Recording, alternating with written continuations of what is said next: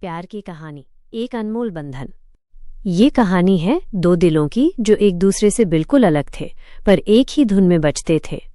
राहुल एक शांत और अंतर्मुखी लड़का जिसे किताबों से और अपनी दुनिया में खोए रहने से प्यार था। वो अपनी कला में इतना डूब जाता कि उसे आसपास की दुनिया का कोई होश ही नहीं रहता था। वहीं मीरा एक चुलबुली और हंसमुख लड़की जो हमेशा लोगों से घिरी रहती और हर महफिल की जान होती थी।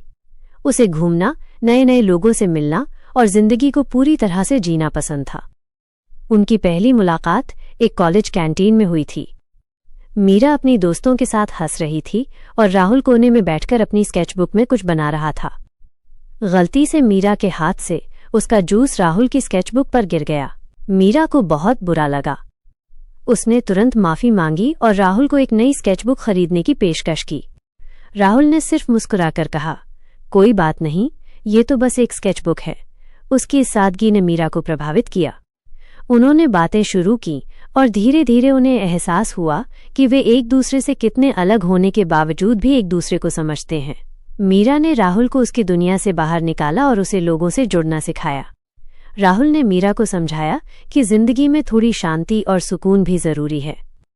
उनकी दोस्ती धीरे धीरे प्यार में बदल गई। उन्होंने साथ में कई खूबसूरत पल बिताए, हंसे, रोए और एक दूसरे का सहारा बने। लेकिन उनकी कहानी में एक मोड़ आया। राहुल को अपनी कला की पढ़ाई के लिए विदेश जाना पड़ा। ये खबर सुनकर मीरा बहुत दुखी हुई, पर उसने राहुल को रोका नहीं। उसने कहा, तुम्हारे सपने सबसे जरूरी हैं और मैं हमेशा तुम्हारे साथ रहूंगी, चाहे हम दूर ही क्यों न हों। लंबे समय तक वे दूर रहे, लेकिन उनका प्यार कम नहीं हुआ।